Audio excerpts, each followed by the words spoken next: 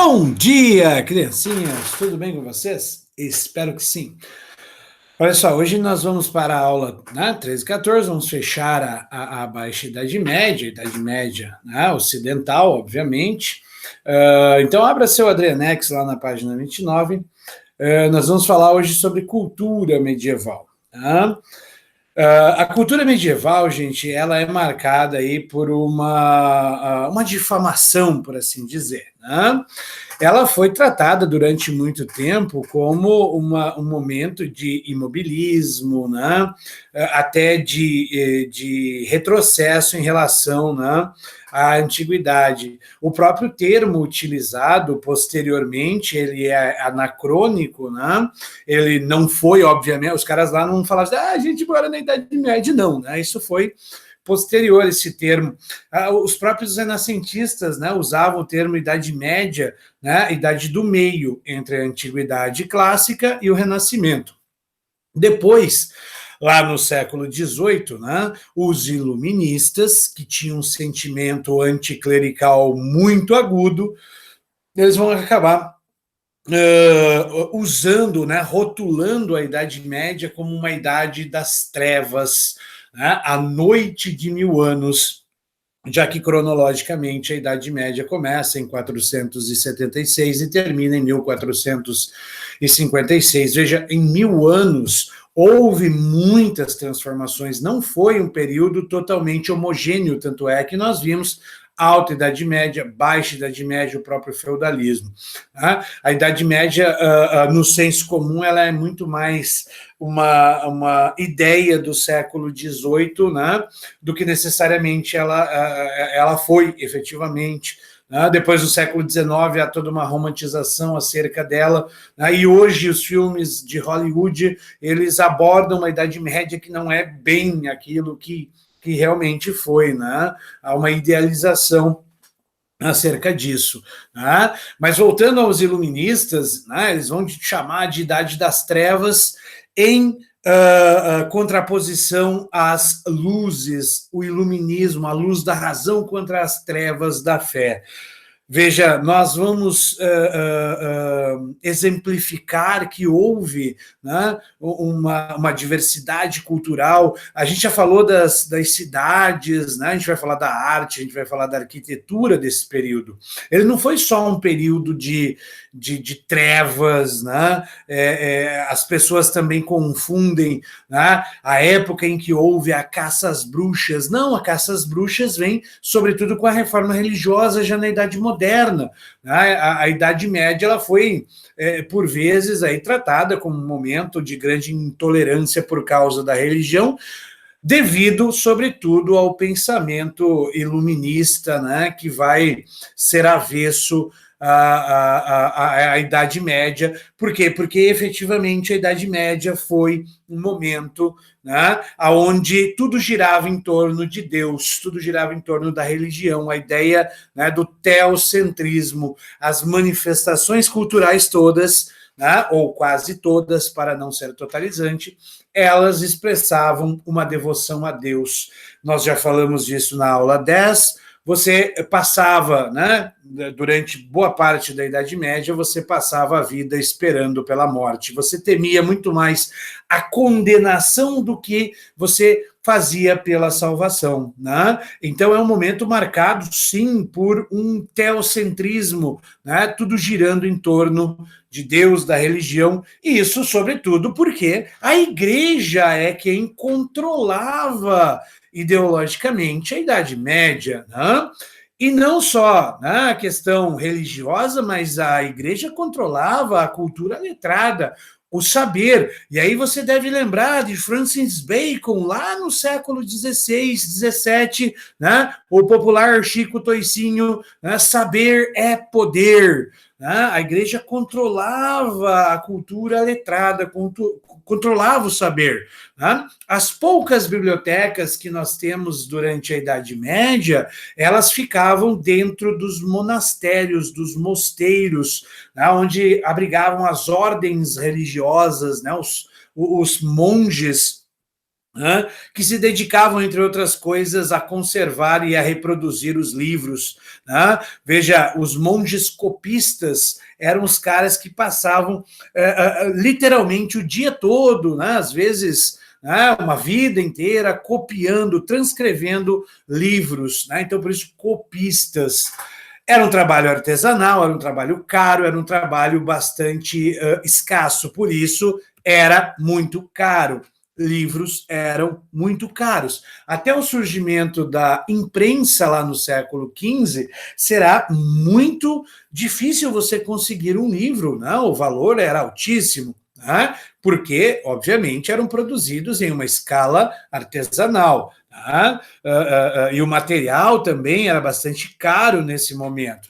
E quem é que sabia ler? Praticamente apenas os membros da igreja. Muitos e muitos nobres, alta nobreza, por vezes reis, não sabiam ler. E uma das práticas mais comuns que nós tínhamos na Idade Média, como um todo, era a prática de uns ler o livro para outros, narrar a história a partir da leitura. Para quem tiver interesse, tem um filme e um livro, o filme foi feito com base no livro, chamado O Nome da Rosa. A gente vê lá os monges copistas, a gente vê lá uns monges lendo a outros, a questão do analfabetismo ali também é abordado e assim por diante. A sociedade da Idade Média, ela era uma sociedade estamental, nós já falamos isso lá quando trabalhamos o feudalismo, de forma mais contundente, ela não mudou, ela continua a ter 3 classes, mas a terceira classe ela sofrerá uma modificação, principalmente por conta do surgimento da burguesia, das pessoas que vão para as cidades. Antes nós tínhamos clero, nobreza e povo, servos, perdão, agora nós temos clero, nobreza e povo. Nesse povo englobaria camponeses, englobaria burgueses, englobaria os pobres urbanos. A sociedade medieval, obviamente, a parte superior dela, os caras que vão formar ali as cortes, era uma nobreza que passará a produzir música, a produzir poemas. Por quê? Na Baixa Idade Média, nós teremos aí uma grande diminuição da atividade militar. Lembre-se, nascem as justas, a galera vai se dedicar a trabalhar na política. Então, grande parte da nobreza guerreira começou a se dedicar também a atividades culturais aí de forma mais ostensiva. Nós vamos ver, por exemplo, as canções de gesta, nós vamos ver poesia, a gente vai ver uma exaltação à cavalaria, os artistas surgem nesse momento, como a gente vê na imagem aí, bardos, trovadores, menestréis, goilardos. Deixarei aqui na descrição do vídeo um caminho para vocês acharem uma abordagem sobre os bardos, sobre trovadores, sobre essa produção musical aí na Baixa Idade Média, sobretudo, ok? Agora, como eu havia dito, a Idade Média ela é extensa, são 1000 anos, Então, nós vamos ver uma característica bem diferente num primeiro momento e uma modificação muito significativa em um segundo momento. A Alta Idade Média ela tem um tipo de pensamento e a Baixa Idade Média ela vai romper de forma não tão significativa, mas ela vai ter uma diferença em relação à Alta Idade Média, certo? Em termos de pensamento, a filosofia, o que é que conduziu à Alta Idade Média? Depois nós veremos a Baixa. A Alta Idade Média ela é marcada pelos patristas, pelos pais da igreja. O pensamento teológico terá um crescimento significativo na Europa nesse momento. E um dos caras mais importantes, há outros vários, mas para a história especificamente, porque ele vai refletir muito o contexto da sua época, é Santo Agostinho. Santo Agostinho é um dos patristas, um dos pais da igreja. Santo Agostinho, ele irá se converter ao cristianismo já na idade adulta, né? Depois de ter percorrido grande parte do mundo conhecido à época. Notem, ele vive no século IV para o V, né? É o momento em que o Império Romano está ruindo, é o momento em que o mundo em que Santo Agostinho vivia está passando por uma transição enorme. Isso vai ter um reflexo muito intenso no pensamento de Santo Agostinho, você verá. Né? As viagens de Santo Agostinho, seus estudos de filosofia, vão fazer com que ele, em um dado momento, una o pensamento clássico da filosofia com o pensamento cristão. Lembrando que o cristianismo crescia dentro da sociedade romana. Né? Santo Agostinho vai tentar articular, né, o pensamento platônico dualista de física e metafísica. Né? Tudo que é físico, matéria, é definido pelo metafísico, o que é ideal. Lembre-se, o pensamento platônico é idealista. Né? Então, Platão, ele não tinha a visão de Deus. Platão, né, viverá 4 séculos antes de Cristo, ele não terá influência do pensamento judaico, mas ele vai criar um pensamento que tudo no mundo se define idealmente, ou seja, a metafísica define a física. E o Santo Agostinho, ele acoplou isso ao cristianismo. Ele uniu esse pensamento dual da filosofia grega, de Platão, para com o cristianismo. Então, tudo no mundo tem uma dicotomia, tudo no mundo tem um dualismo, matéria, espírito, e isso vai refletir muito o período em que ele vive. Ele vai dizer: a alma humana é corrompida pelo pecado.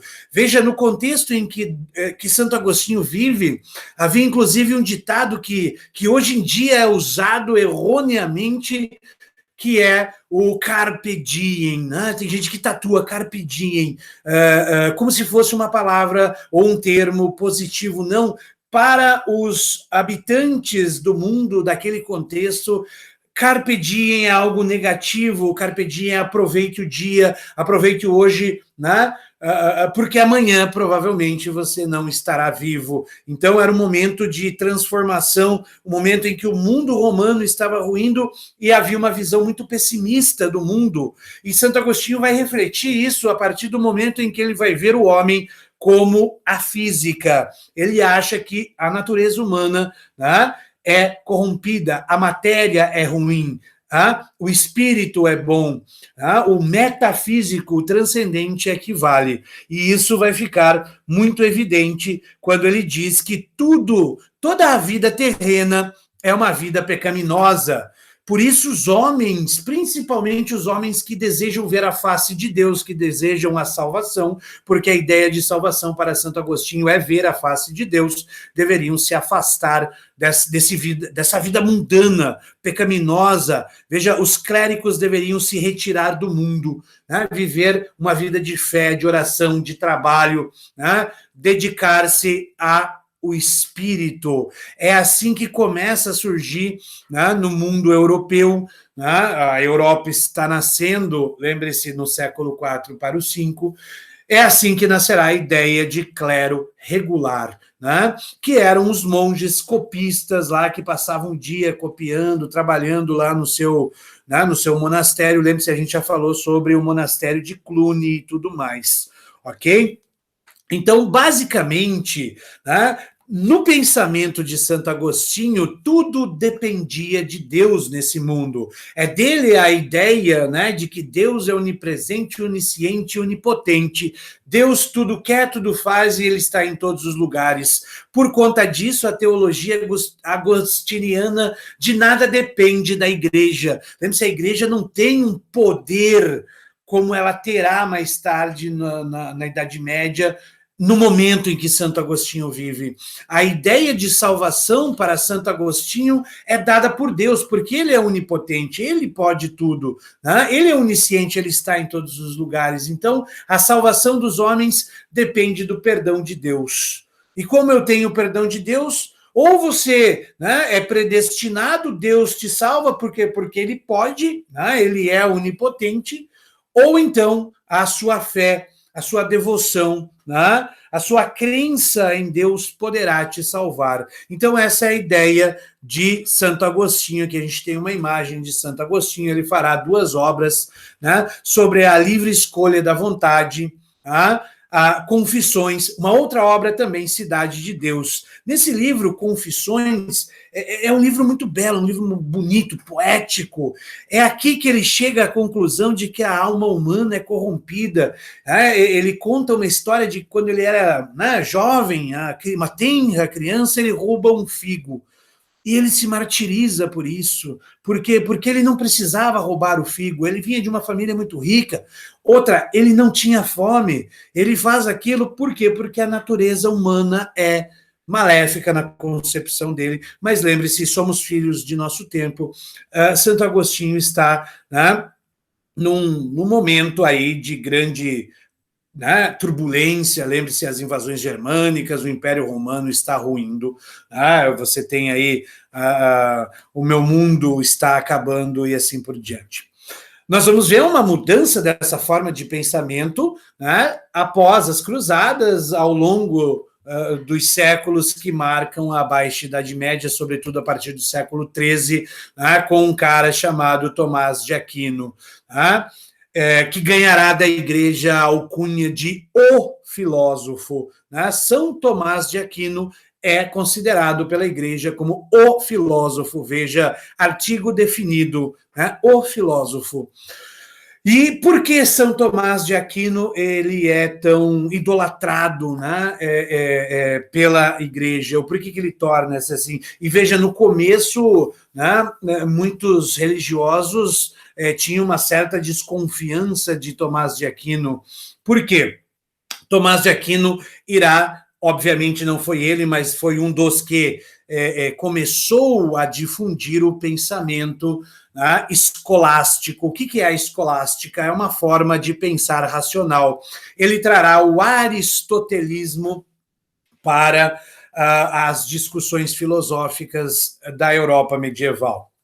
Lembrando que Aristóteles ficou enterrado durante um bom tempo na Europa, ele chegará aos meios, né, de discussão, aos meios intelectuais europeus, que resume-se à igreja nesse momento, por conta das cruzadas, o contato com os bizantinos, o contato com os árabes, perdão, trará, né, o pensamento aristotélico para a Europa. Então ele foi visto com um pouco de desconfiança, porque diferentemente de Platão, que via um mundo ideal projetado no mundo material, Aristóteles via um mundo material que transforma o ideal. E, claro, isso acabava, né, deixando muitos pensadores cristãos um tanto quanto contrariados. O fato é que a escolástica é um modo de pensar racional. Tá? A razão foi atribuída por Deus. A razão seria um atributo de Deus concebido aos homens. Então, o Santo Agostinho, né, ele vai ter um pensamento voltado para o ideal. O Tomás de Aquino vai ter um pensamento voltado para o material, e o homem teria recebido como uma graça de Deus a razão, e, portanto, você não deveria, né, criticar a razão, é para o homem usar a razão, é para o homem questionar, mas, claro, sempre que houvesse um embate entre fé e razão, a fé deveria triunfar. Né? Resumo, o Tomás de Aquino ele vai tentar harmonizar fé e razão. Óbvio, a filosofia, o racional, estaria a serviço da teologia, né? O seu pensamento, a sua razão, era para provar a existência de Deus, deveria ser assim, né? E diferentemente de Santo Agostinho, que achava que o homem era mau por natureza e que somente a fé e a predestinação poderiam te salvar, Tomás de Aquino vai mudar essa concepção. Tomás de Aquino vai reformular a ideia de livre-arbítrio que já existia, obviamente, no pensamento do Santo Agostinho, mas ele vai reelaborar este conceito de livre-arbítrio. Veja, Tomás de Aquino vai dizer: o homem pode discernir entre a virtude e o pecado. Por quê? Porque o homem é racional. Veja, a partir do momento que o homem ele decide pela virtude, isso já vai contar para a sua salvação. Tomás de Aquino, diferentemente de Santo Agostinho, dirá: tudo e qualquer obra do homem, toda boa ação vai contar pontinho para a sua salvação. Toda e qualquer, né, boa ação pode contar na salvação do homem. Por quê? Porque quando o homem morrer, estará lá, né, uma tradição católica, um pensamento católico, quando o homem morre, estará lá na porta do céu, São Pedro fazendo, né, o checklist, né, fez coisas boas, fez coisas ruins, fez coisas boas. Né? Deus seria o juiz dos atos terrenos, conscientes dos homens. Tudo que o homem faz usando a razão seria julgado por Deus na concepção teológica, né, de Tomás de Aquino. Óbvio, eu estou sendo raso pra caramba, ele escreveu muitos livros, né, a Suna Teológica, né, uma obra de fôlego, né, e eu estou resumindo em alguns minutos aqui o pensamento de Tomás de Aquino. Fato é que, se Deus é o juiz, e se o homem, né, faz boas coisas conscientemente, né? Por que não colocá-lo nessa direção? Aonde é que Tomás de Aquino ganhará o título de o filósofo? Quando ele diz que não há salvação fora, né, da igreja. Por quê? Porque o clero é o orientador moral e espiritual, né, de todo e qualquer cristão, diria ele naquele contexto. Né? Então, o clero é aquele que conduz o homem para o caminho da virtude e da salvação. Portanto, não há salvação fora da igreja. Né? É com Tomás de Aquino que aparece a ideia, né, de remissão dos pecados a partir da confissão. Né? O clero seria, né, o pastor e você, as ovelhas, você fiel, obviamente. Né? E um outro conceito que Tomás de Aquino criou também, né, elaborou, foi a ideia de preço justo, onde ele irá condenar a usura. Né? A igreja também não era muito fã do comércio. Né? Lembre-se, está lá no Gênesis, a igreja vai usar essa passagem para tentar coibir, no princípio, o comércio. Ela tenta segurar até o momento em que aquilo não é mais possível, mas a igreja ela não era muito fã do comércio. Por quê? Porque ela vai buscar um versículo bíblico onde diz que, né, Deus disse a Adão: tirarás do suor do teu rosto o sustento da terra. Né? Então era para você ser o agricultor. Por quê? Porque isso favorecia a igreja. Lembre-se, a igreja era a grande senhora feudal. Tomás de Aquino, quando ele formula esse preço justo, ele condena a usura. O que seria a usura? A usura é o lucro, né? Basicamente o lucro. Né? Diz o Evangelho de Lucas 6,35, né? Empreste sem esperar compensação alguma. A usura é o lucro, é o juro, é o ganho a mais. Lembra que nós vimos esse termo preço justo quando falamos das corporações de ofício, e que as corporações de ofício elas eram, né, em seu princípio, ordens religiosas? Então, né, a ideia do preço justo já está contido lá. É algo que faz parte, né, de uma condenação ao lucro exacerbado. E se você tiver curiosidade sobre essa leitura, este livro do do Jacques Le Goff é uma das obras mais indicadas, né? Chama A Bolsa e a Vida, a Economia e Religião na Idade Média. Veja, o usurário era tratado nesse contexto, né? O roubo usurário é um pecado contra a justiça.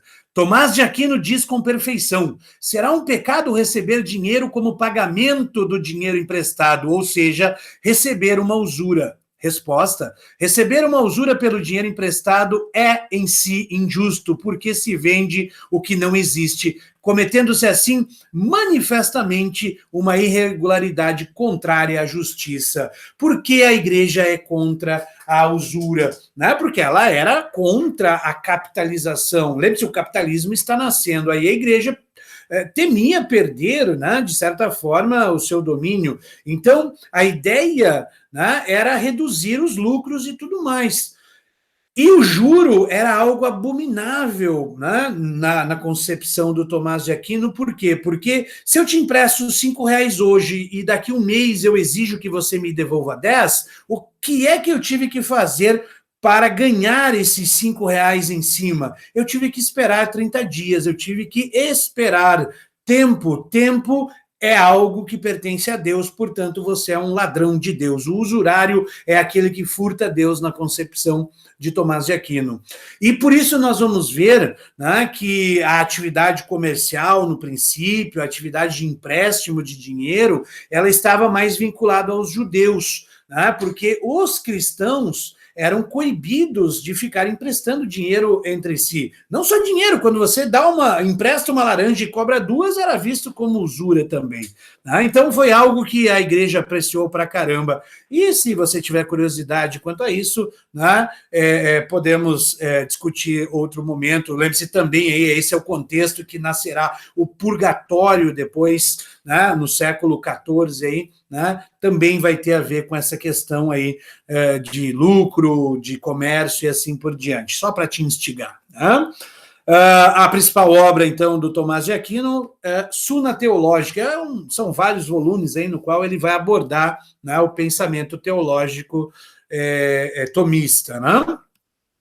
E nós temos, né, nesse contexto todo aí, o renascimento comercial, e junto com o renascimento comercial nós vemos surgir as primeiras universidades. Né? As cidades vão abrigar as universidades. Nascem a partir do século XII devido ao renascimento urbano, como havíamos dito, né? E a primeira universidade teria sido esta, em Bolonha, né? Porque o norte da Itália será o grande nascedouro aí das universidades, porque era lá que estava o capital, era lá, né, que as cidades estavam florescendo na Europa, tá? Salerno, Paris, Oxford, Cambridge também vão nascer aí século XII, XIII, né? É um momento em que as universidades, que a princípio estavam sob o domínio da igreja. Lembre-se, não tem como a universidade nascer sem o aval da igreja. Por quê? Porque o saber estava nas mãos da igreja nessa transição. Século XII são os primeiros passos da Baixa Idade Média, né? Então, como é que funcionavam essas universidades? Elas eram montadas aí por estudantes, né, ou por professores que se reuniam, ofereciam, né, aulas, lembrando, sobre a tutela da igreja. A igreja é quem, num primeiro momento, vai controlar a universidade. Os padres eram os professores, né? E como funcionava hierarquicamente a universidade? Você tinha um curso chamado Trivium, que era as letras, basicamente isso, né?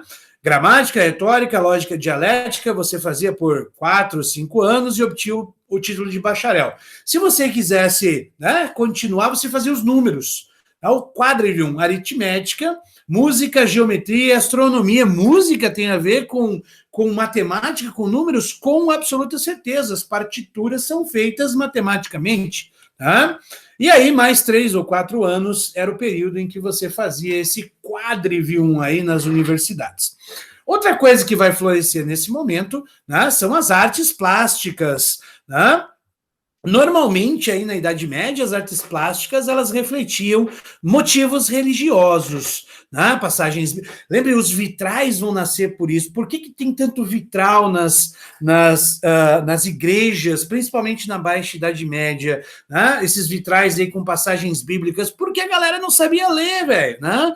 Então, era para educar pelo olhar, né? Ela tinha uma função pedagógica, a arte, uma arte sacra, né, que tentava educar pelo olhar, né? Você acompanhava as passagens bíblicas pelo desenho, né? É uma forma de transmitir conhecimento, né? O desenho, nesse caso, os vitrais aí, né? Aqui nós temos algumas imagens. Veja, as artes eram. A estética medieval, obviamente, ela é um pouco diversa da nossa. Observe a desproporcionalidade, né, dos corpos. O cara lá está do tamanho do castelo, porque eles não tinham, né, noção de profundidade, né, mas ainda assim você tem arte bidimensional ainda, né? Você praticamente não terá muitas esculturas na Idade Média, né? Basicamente pinturas e assim por diante.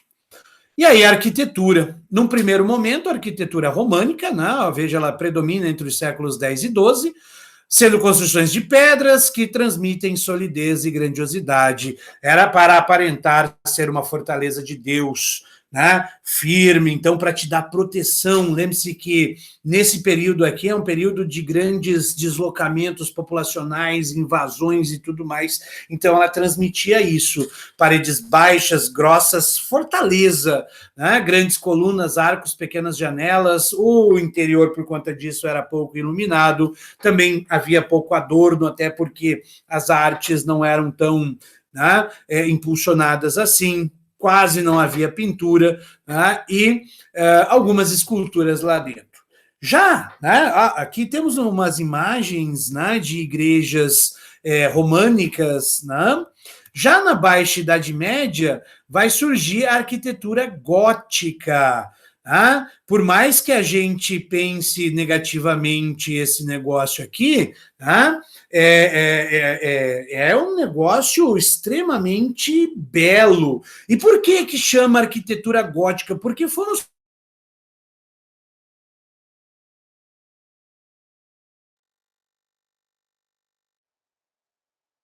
fica para depois, né? Quando a gente chegar lá no Renascimento. Mas isso aqui foi uma forma tipo de zoar com a arquitetura anterior à arquitetura renascentista, né? O neoclassicismo e assim por diante.